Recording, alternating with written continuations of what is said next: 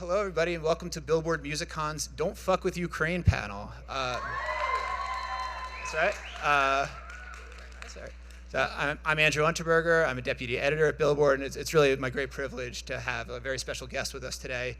He comes all the way from the Ukraine, where he spends a lot of his time and where he's been recently. And he's an award-winning singer-songwriter. He's been a star for well over a decade now, mostly in Eastern Europe, but kind of all over the place. And his life and career have been totally turned upside down in the last 2 or 3 months with Russia's invasion of his country. And you can hear a lot of that reflected in his new song, which is this really rousing and sort of storming protest anthem called Don't Fuck with Ukraine. Obviously, it gives the panel its name. And so he's going to come out in a minute, and he's going to talk about that song. He's going to talk about his experiences in Kiev and sort of the incredible transformation he's had to undergo in these last 2 or 3 months since the war started. And he's also going to play a little bit of another new song for us, which is a really lovely ballad for the Ukraine. So, ladies and gentlemen, welcome, please, Max Barskih. Don't fuck with Ukraine. Don't fuck with Ukraine. Don't fuck with Ukraine. Hi guys.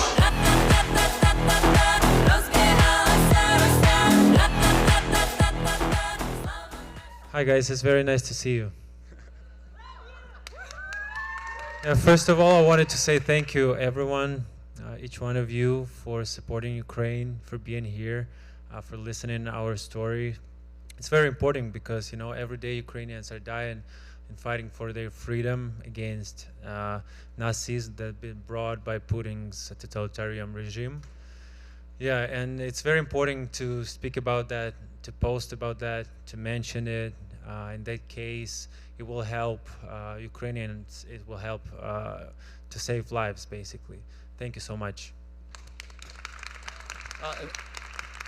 And thank you so much for being here with us, Max. So let's start sort of by talking about what your life has been like recently. You were telling me backstage, February 24th, you were in town in the Ukraine, but you weren't supposed to stay for very long until the events of that day happened. So can you talk me through that a little bit? Yeah, it's a crazy story, to be honest, because I was in the States basically in the beginning of this year, and I needed to go back to Kiev for 1 week. I had a performance there, so I stayed there. I booked my flight on the 23rd, and but my office asked me to extend my stay so we can discuss about like work, about release this upcoming tour. And I decided to change it on 24th, and so it never happened. At around 5 a.m., I got a call from my sister. She was crying. She said that this is happening right now. I couldn't believe my ears that I'm hearing it. And yeah, there was explosions all around Ukraine at this exact the same day. Yeah. So, but you know what? I don't regret that I didn't flew out. It's probably meant to happen. And I knew for sure that even if I flew out, I would get back just to just to keep my family members to a safer place, and just to be helpful as I can be. So you did. That was one of the sort of their first acts of business, was getting your family to safety. Yes, because I was worried about them. You know, my family members was all around the Ukraine, and my mom. She stayed and she still lived in my hometown, Kherson, that is being temporarily occupied by Russians even now. So I needed to make sure that she's safe. And yeah, so I sent them abroad and decided to come back to Kiev and sign to armed forces, just and help as I can help. Yes. Thank you so much. So what went into that decision for you to join up with the armed forces? Because you've told me that that's not really something that you were necessarily involved with ahead of time. Yeah, trust me. Like I used to be on stage, being passionate about music. I never knew that my life will change completely. So yeah, so I was just sitting there like in the west side of Ukraine and thinking to myself, like, I can't just be here in a safe space. I need to be helpful. I need to somehow unite people, do as much as I can. So I got back to Kiev. I found this military unit I signed in. I briefly learned all this like war science. I was stay with other soldiers. So my commander, he told me that like everyone should have their roles, and there is well experienced soldiers who has sent to all these like hot spots and like fire spots. So yeah, so he said that like he gave me a task to be responsible for providing military equipment to our soldiers, because we have volunteers signing in every day, and they need like bulletproof vests, uniforms, and all that. And it's like a big issue in Ukraine right now, because almost every major city has these volunteers, but it's not enough of equipment, basically. So yeah, so I do also lots of fundraising. I'm planning on do a couple of performances to raise money for that as well, and doing my best, and also being an example for other Ukrainians that is being in Ukraine right now. And do you know of other Ukrainian artists who have joined the cause like this? Yes, there is a band Anti-Tila. There is a couple also friends of mine who signed in and doing their best, and I very appreciate it and respect that. And when you're at the base, or kind of working with your fellow officers and soldiers, do they well, first, do they know you as Max Barskih? Of course, Okay. of course, they know me, yeah. And They like for them, it was, to be honest, being as an artist, sometimes you're getting not annoyed, but like getting tired of people's attention. When people just coming to you, taking pictures and blah blah blah.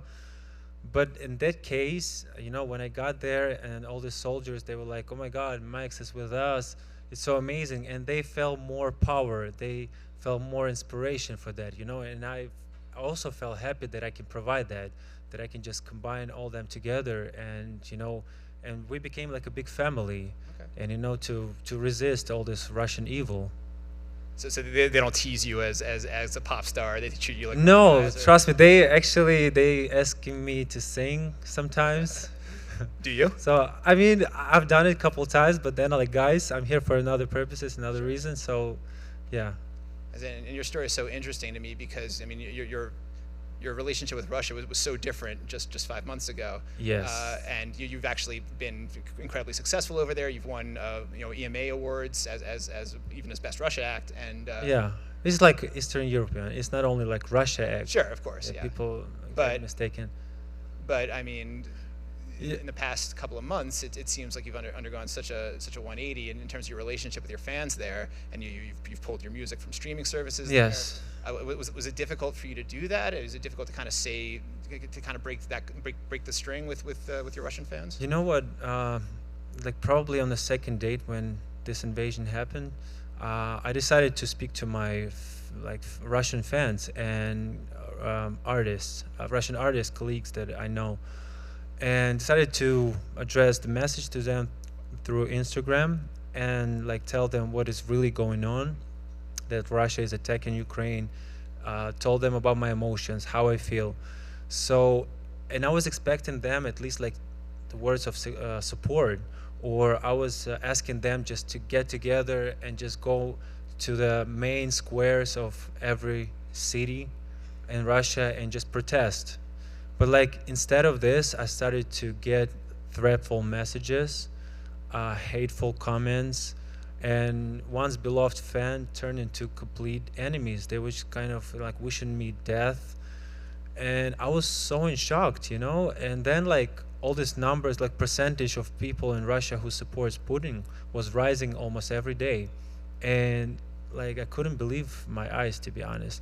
And so Russia doesn't exist for me anymore. So I broke all the contracts with Russian labels, took down my music from radio stations, TV performances. I don't want to have anything in common with this country anymore. Mm-hmm. From like my own experiences, from what my people experienced during this war, this is a right decision, and they deserve to be isolated from all the world, because the only thing they bring is only like death, sadness, and pain. Thank you. Have you heard from any Russian fans that are in support of you? And if so, what do you say to them? Who are supportive? Who are in support of you? 'Cause I mean, There is like like only probably few people, you can count them on your fingers. Really? Yeah, which is sad, from like hundred thousands of fans that I used to have. I mean, they're saying that like we're not supporting, hopefully you're okay. But you know, still, like, I believe that even if you're staying silent and not speak up, you still kind of uh, being as a part of Putin's actions, Right. basically.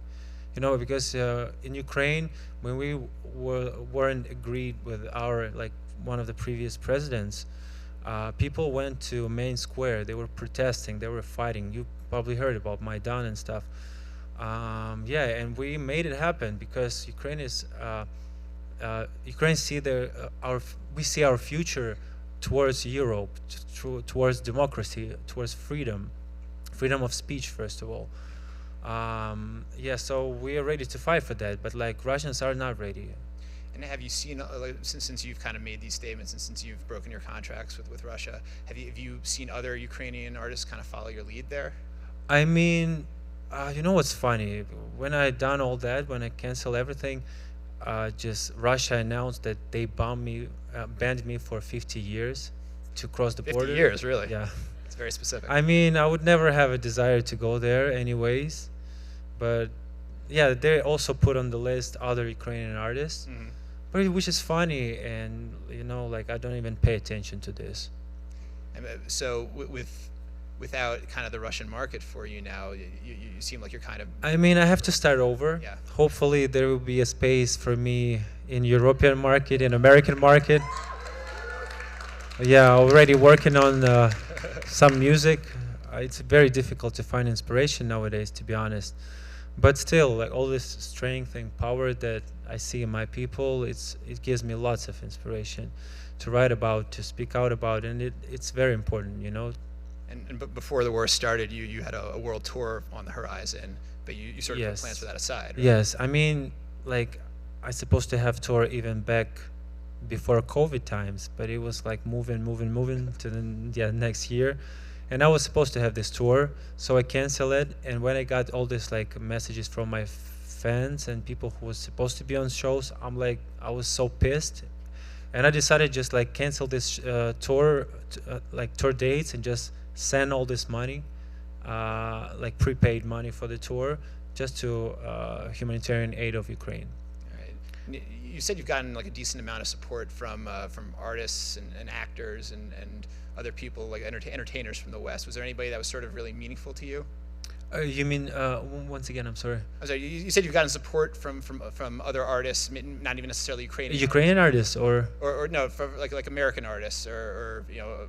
I mean, I didn't get any support, but I wish I could. Okay. But Yeah. has anybody kind of reached out to you as a fellow artist and said like, hey, I mean, this I is what don't you're doing? know that much artists, to be honest, here. Like, you know how it being in the States, right? You have a small talk with someone and just you completely forget their names in like a few minutes. Yeah, so it's not like you can have like a real friendship here now. Right. Maybe later I will, and then I will ask them to support. Fair enough. So in addition to being a major kind of career pivot for you in terms of your market, you've also, this is also sort of a new territory for you in terms of the songs that you're writing now. Yeah. You say you used to be performing pop songs wearing sequin jackets, and now you're writing protest anthems and you're wearing. Yes, I am. Yeah. But you know, I don't know what's going to be tomorrow. What I learned from this experience is like my values are changed completely. I learned how to be here, live in the moment, appreciate relationships between your family members, your friends.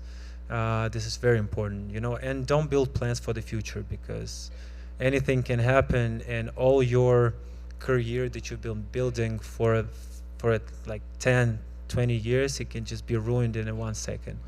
So yeah, but like, you know, there's lots of opportunities. I'm staying positive, and I know that everything happening the way it's meant to be, basically.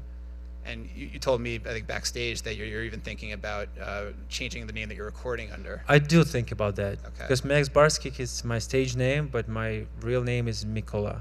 So I probably would do that later. So yeah, catch me with a new name later.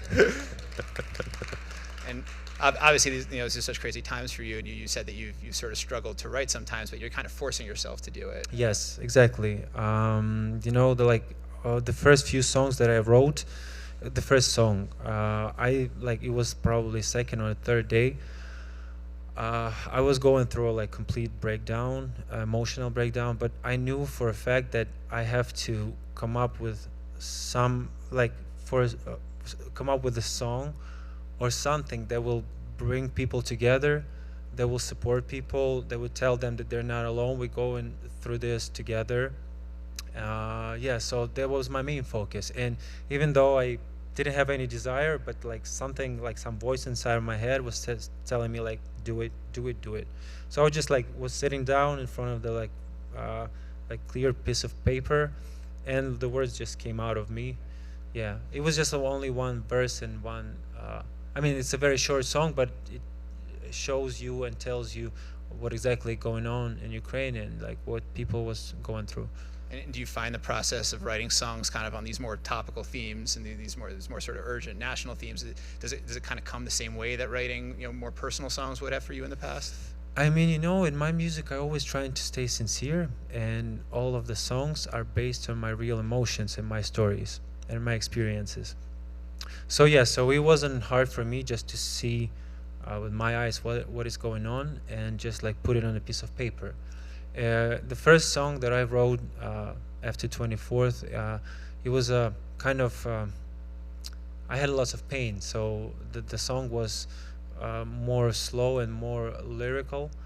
But when I signed to a military unit, that's when the song "Don't Fuck with Ukraine" was born, because I knew that we are unstoppable and we're gonna win for sure. I knew that was definitely getting a round of applause. So where did that phrase come from for you? Was that always the phrase that you were going to write the song around, or did you kind of work with it a little bit? Don't fuck with Ukraine. So where did that phrase come from? As I said, I signed to this military unit, and I was looking at our soldiers and the way they have this spirit, even though they have family members all over Ukraine. Some of them just stayed as refugees in other countries, and I just was looking at them, how they can sacrifice everything but just keep our country safe and just resist to this Russian evil. Because from what I saw, and also from what you see, it's not just war between two states, it's a war between good and evil, because Russian soldiers, they are killing civilians, they are raping our women, children as well. This is difficult to see and emotionally to digest. And even now while we're talking, they keep bombing Azovstal, that is being in the ruins of Mariupol. There's still civilians and soldiers who trying to defend themselves. They run out of the medical supplies, out of water as well. And millions of Ukrainians, they signed this petition and sent to United Nations for I forgot the word, for extra, yes, I'm sorry, I forgot the word for that, for extraction basically. And hopefully something is going to change. And also I wanted to say thank you to United States, to Joe Biden, for signing this land list. Right. It's going to help us to win this war faster. So basically every time when we mention in Ukraine, as I said before, we kind of helping to this war to finish sooner. And you said that the sort of Russian mentality was that they were going to win the war in 3 days, right? Yes, exactly. But it's so funny, because all the Russia, what I learned also from that experience, Russia only can bullshit people. Mm-hmm. That's it. They've been threatening. They've just been calling their army as a second army in the world. But from what you see, they can't even be on the a fire. They can't even defend or attack. The one thing I'm also proud of for my people, for Ukrainians, even if you go through a TikTok in Ukraine location, you would see how all the soldiers make fun of them.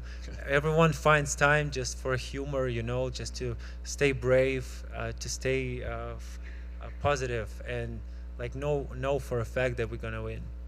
Has there been a response to "Don't Fuck with Ukraine" on TikTok yet? Have people been kind of? I mean, engaging TikTok with is a kind of children's. I mean, it's like it's I mean, 14 plus. Yeah, it's for So everybody. I uploaded it illegally, Okay. but people recording videos. Yeah, I saw That's it has almost 600,000 views on YouTube. It's got something like Yeah, 20,000 I views mean, on Spotify. it would have been bigger, but like the song spread all over the like internet and social medias and stuff. Yeah, and like the music. To be honest, it's the last thing that I'm thinking about right now. I wish that like everything will finish. Russia would stay isolated from all the world.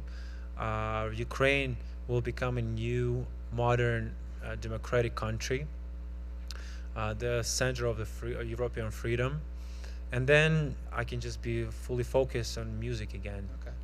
Has "Don't Fuck with Ukraine" kind of caught on as a rallying cry that you've noticed? Oh, I'm sorry. Has "Don't Fuck with Ukraine," like the phrase, has that been adapted? Have you heard other people saying it? Have people been kind of I tagging in mean, messages to you? I just like no. It's actually I came up with this phrase. And No, but I mean, have other people started to use it themselves? Like have you seen it catching on?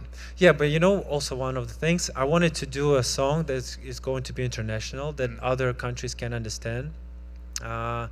Yeah, and don't fuck with like anyone or anything. That's particularly American thing. That's right. Not even lots of Europeans know exactly what it means. Okay. But even like some of the Ukrainians, unfortunately, they don't understand fully of that phrase, what it means. Like don't fuck, that means like don't mess with Ukraine, like or you're gonna get like troubles. Yeah, but still, especially it's funny to see Russians when they commenting on this, like don't fuck with Ukraine. They commenting like no, I'm not gonna tell that. It's mean and it's horrible Fair enough. and stupid. But you're donating the proceeds for the song to the military effort? I'm doing Or what? you're donating the money that the song Yes, makes? all the monetization that I have, all the shows that I will be doing in Europe is also like a fundraiser, because like trust me, there's lots of units that kind of go into the hot spots, not even having like full equipment. Yeah, so they're risking their lives, and for me, it's important to provide them everything. And in the meantime, you're also kind of searching for a new home in terms of a new label and sort of a new way to kind of reboot your career. I mean, we'll see. Yeah, when everything is over, like if the doors will be open to your United States market, I'm You're around. accepting all the requests. Okay. So why don't you tell me a little bit about the song? I think you started to kind of talk about it a little bit earlier, but the song that you're about to play for us, can you kind of? Yeah. So that song, it's called "Bude Vesna." This is a Ukrainian song. It's a very short song, so I promised to myself that was my emotions when I wrote it. In the chorus part, it says that let it be spring while we stand till the end. And this war is not going to break us. Our faith unites our heart. Ukraine is forever alive. Yeah, this is like a short translation for that. And I promised to myself that when this war will over, I will finish that song and write the second verse, and we'll finish it fully, so we can have like full story from the beginning to the end. And you told me you don't really, you historically haven't written necessarily a lot in Ukrainian. You've been. I mean, no, yeah. So I've been writing in like English as well. Right. But like I started learning English only in 2014, I guess. So it was very poor English at that moment, but I was still trying to write something. So don't listen to my old stuff, please. Yeah, but I was improving myself every day, and now I was writing songs in Russian. Now, like this language is not acceptable for me now, because I still know that it's like a wrong decision, because there is like other countries that speaks Russian, like that is not involved in Russia, basically. But still, at this moment I'm writing Ukrainian and English. And we've seen in recent weeks a number of other sort of English language artists that have come out in support of the Ukraine, and Pink Floyd released a new song in support of the Ukraine. U2 had a concert in Kiev.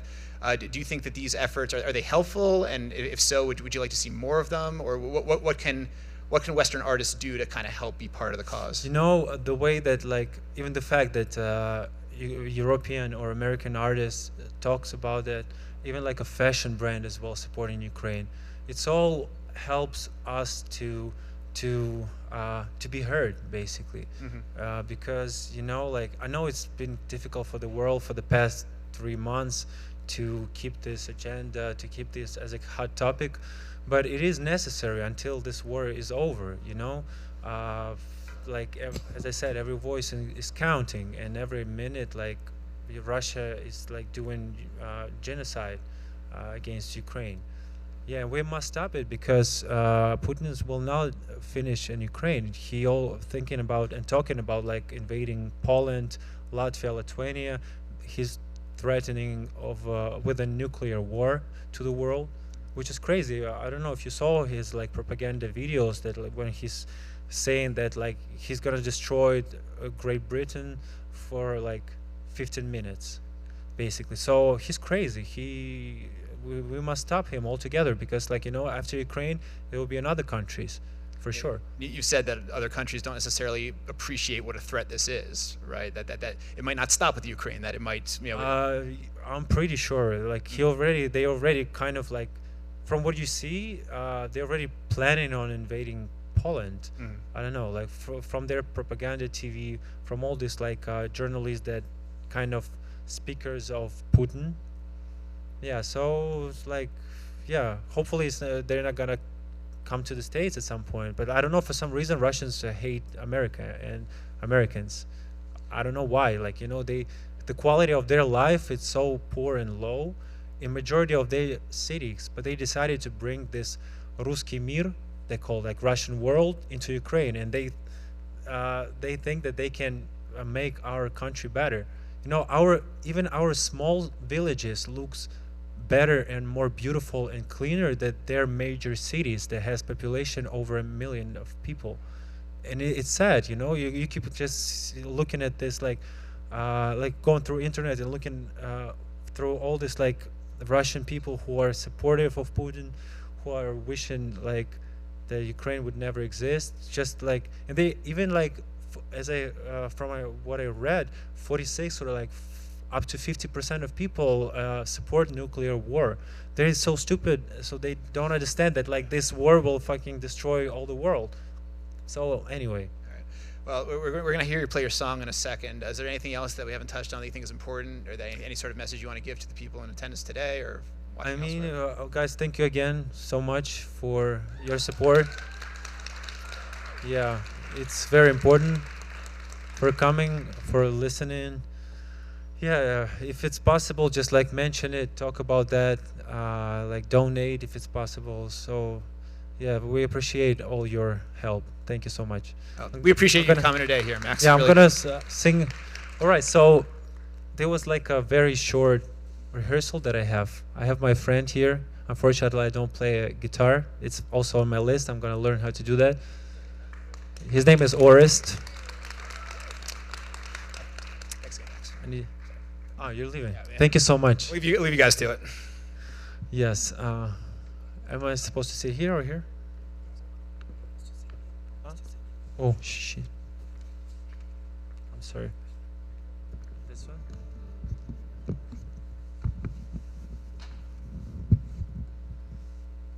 I didn't have that much of... God damn it, can you not? Like that. Probably would be better for me just to hold it in my hand. Yeah, so this is a song in Ukrainian language. Bude vesna.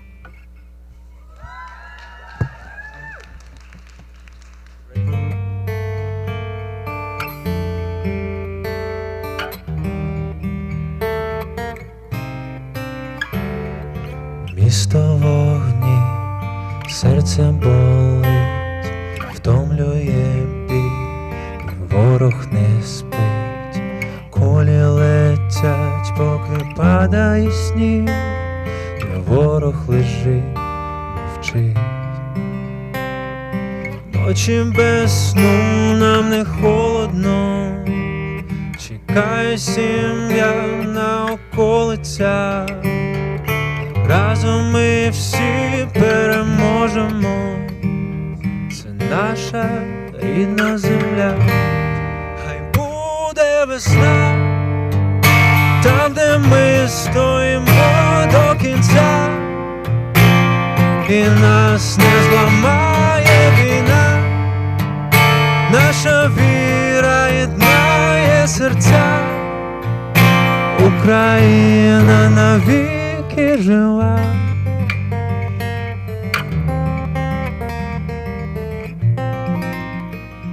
Україна — це наша земля.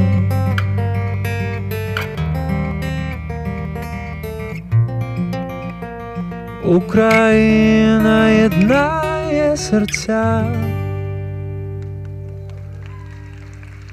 Thank you so much. Stand for Ukraine, guys. Thank you.